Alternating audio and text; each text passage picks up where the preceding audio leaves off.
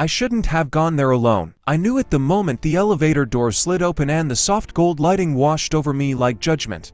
The Orium Lounge sat above the city like it had something to prove: glass walls, floating chandeliers, people dressed like they belonged to another world. A world that didn't notice omegas like me unless we were serving tables or standing quietly at someone's side. I adjusted my coat, one hand instinctively resting on my stomach. "You're fine," I whispered to myself. It was just a craving, that was all. Citrus glazed salmon, sharp and sweet, the kind that refused to leave my thoughts for 3 straight days. Rowan had meetings back to back, and I didn't want to bother him.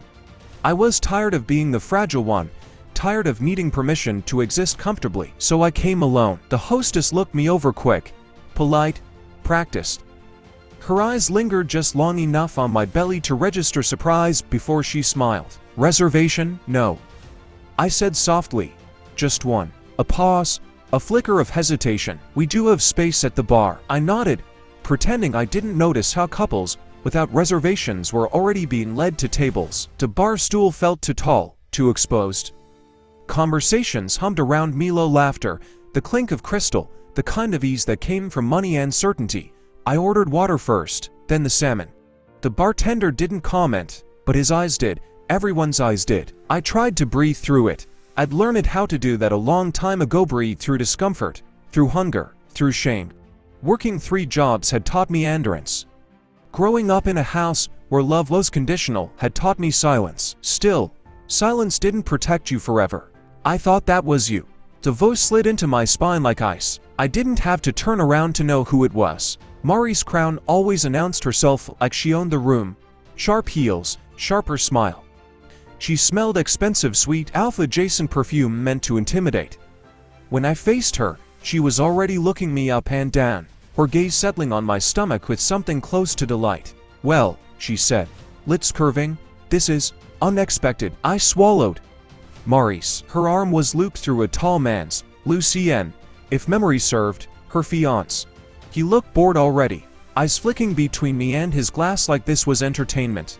"I didn't know Megas like you came to places like this," Maurice continued.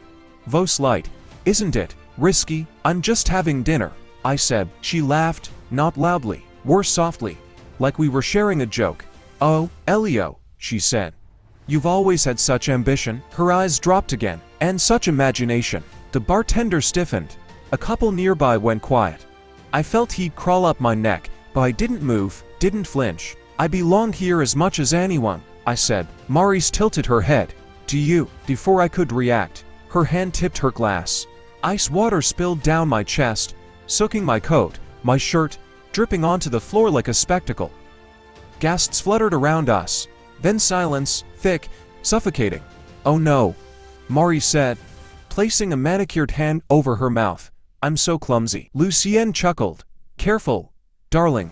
You'll ruin his condition." I stood there, wet, cold, every instinct screaming at me to disappear, to apologize, to leave. Instead, I lifted my chin. "Don't touch me again." Maurice blinked, surprised, then her smile sharpened. "You're awfully bold for someone who doesn't even know who the father is." That one landed. I heard it, the intake of breath, the whispers starting to cold through the room. I felt my heart slam once. Heart, protective. "This child is wanted," I said. "That's all that matters." "Is it?" Lucien asked. "Because it looks more like a mistake." Security approached then. "Not them. Me, sir," one of them said quietly. "We're going to have to ask you to leave." I laughed. It came out broken. "She spilled a drink on me," I said. "And I'm the problem. We don't want a scene." I looked around, at the faces turned away, at the ones watching like this was theater. "I'm already in the scene," I said.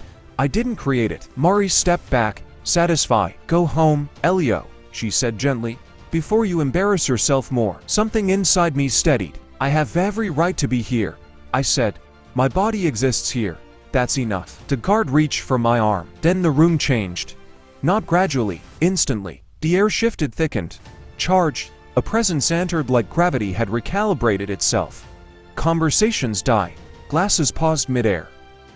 Even Maurice stiffened. I felt it before I saw him. The scent clean, dark, unmistakably alpha but restrained with iron control. My chest tightened. A voice cut through the silence. "Take your hands off him." The guard froze. Footsteps approached, measured, certain. I turned slowly. Rowan Vale stood a few feet away, coat still on, eyes fixed on me like the rest of the room had ceased to exist. His gaze flicked briefly to the water dripping from my clothes, then to Maurice. Something dangerous settled into his expression. I asked you, Rowan said calmly, to take your hands off my husband. The word echoed. Husband. Maurice's face drained of color. Rowan stepped closer, shrugging off his coat and draping it around my shoulders with deliberate care. His hand lingered at my back, steady, grounding.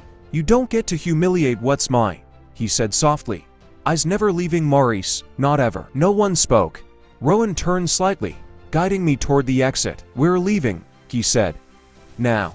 And as he led me out, wrapped in his warmth, the last thing I heard was Maurice whispering my name, no longer cruel, afraid,